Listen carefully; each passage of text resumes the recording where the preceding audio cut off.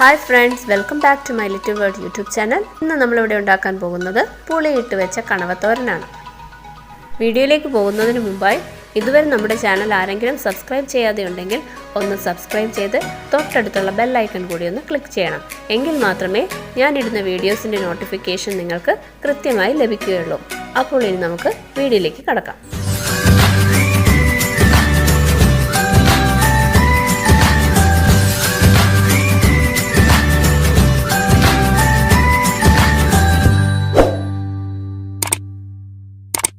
ഇതിലേക്ക് ആവശ്യമായ സാധനങ്ങൾ: കണവ കട്ട് ചെയ്ത് വൃത്തിയാക്കി വെള്ളം വാർക്കാനായി വെച്ചിരിക്കുന്നതാണ്. ഇതൊരു 1/2 കിലോ ഉണ്ട്. ഓരോരുത്തർക്ക് അവരവരുടെ ഇഷ്ടത്തിന് കട്ട് ചെയ്യാം. ഞാനിപ്പോൾ ഇത് സ്ക്വയർ ആയിട്ടാണ് കട്ട് ചെയ്തിരിക്കുന്നത്. ചിലരിത് മോതിരം പോലെ റൗണ്ട് ഷേപ്പിന് കട്ട് ചെയ്ത് വെക്കാറുണ്ട്. അങ്ങനെ ആയാലും അവരവരുടെ ഇഷ്ടത്തിനനുസരിച്ച് ചെയ്യാം.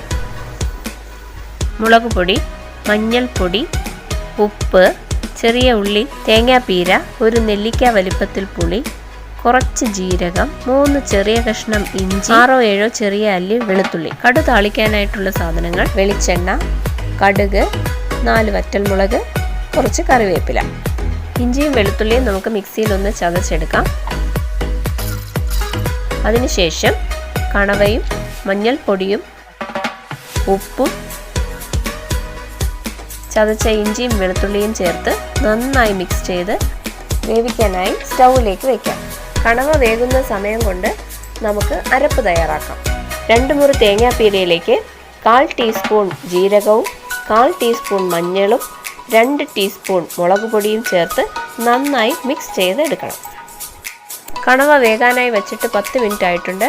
അപ്പോൾ ഇനി നമുക്ക് അതിലേക്ക് കുറച്ച് വെള്ളം കൊണ്ട് പിഴിഞ്ഞ് പുളി അതിലേക്ക് ഒഴിച്ചു കൊടുക്കും. പുളിയും ഉപ്പും നന്നായി കണവയിൽ പിടിച്ചു വരട്ടെ.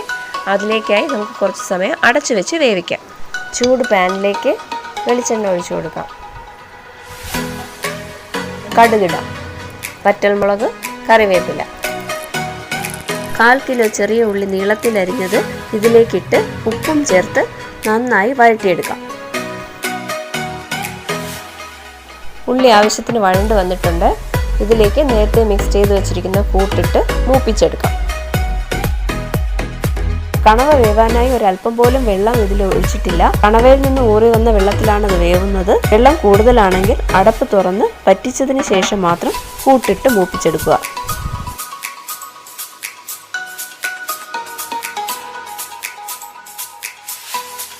ഉപ്പും പുളിയും ആവശ്യത്തിനുണ്ടോ എന്ന് നോക്കുക. കുറവാണെങ്കിൽ ചേർത്ത് കൊടുക്കുക. ഇതിൽ ഒരല്പം ഉപ്പും പുളിയും കൂടെ ചേർത്താൽ നന്നായിരിക്കും. അതുകൊണ്ട് ഞാൻ ചേർത്ത് കൊടുക്കുന്നുണ്ട്. ഉപ്പും പുളിയും അവരവരുടെ ആവശ്യത്തിനനുസരിച്ച് മാത്രം ചേർക്കുക. പുളി ഒരുപാട് മുന്നിട്ട് നിൽക്കാതെ നോക്കിയാൽ മാത്രം മതി. പുളിയിട്ട് വെച്ച കണവത്തോരൻ റെഡി ആയിട്ടുണ്ട്. അപ്പോൾ ഇതെല്ലാവരും ഒന്ന് ട്രൈ ചെയ്ത് നോക്കണം. തീർച്ചയായും നിങ്ങൾക്ക് എല്ലാവർക്കും ഇത് ഇഷ്ടമാവും. മൈ ലിറ്റിൽ വേൾഡിൻ്റെ അടുത്തൊരു റെസിപ്പിയുമായി എത്തുന്നത് വരെ എല്ലാവർക്കും ബൈ.